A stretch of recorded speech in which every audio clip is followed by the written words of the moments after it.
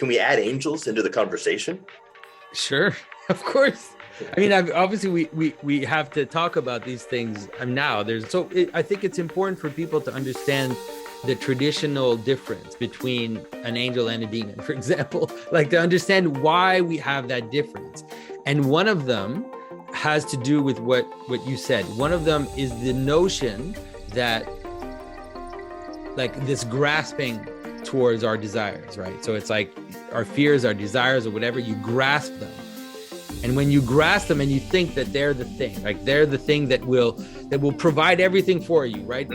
That's why addiction functions that way, right? It's like, if I just, just this beer is going to solve my problems, right? Well, you don't think that, but we act that way, right?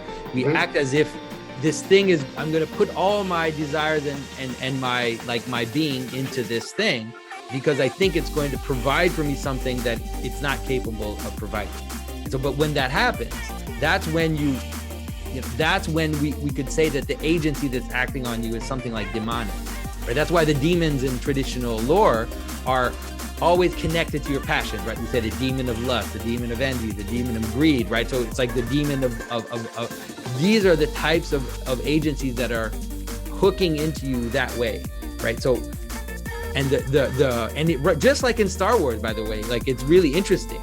And so what happens is that when you give in to those, you will become a slave. Yeah. You become a slave of that, right? When you give in to addiction, addiction is the best way to understand it, right? When you give in to addiction, you get a little bit of consolation, but then that consolation right away falls into a type of slavery, where you become a slave of the thing that you think will provide for you.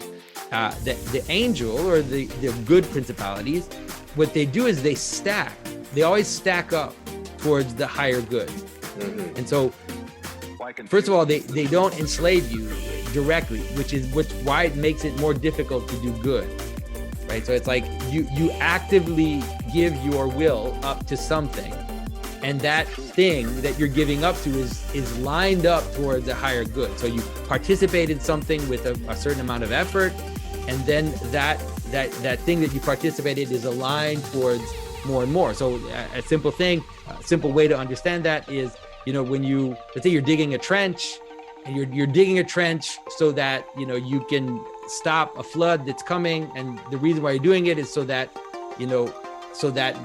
you can help your neighbor, and that feeds into something that's higher. So digging a trench will never become an addiction. Like you won't become addicted to digging trenches. It's an effort, and it will scale into higher goods. And so that's how angels function. And that's why angels are identified with virtues, right? We literally have certain category of angels that we call the virtues, because they are the principalities of all that is good in human behavior.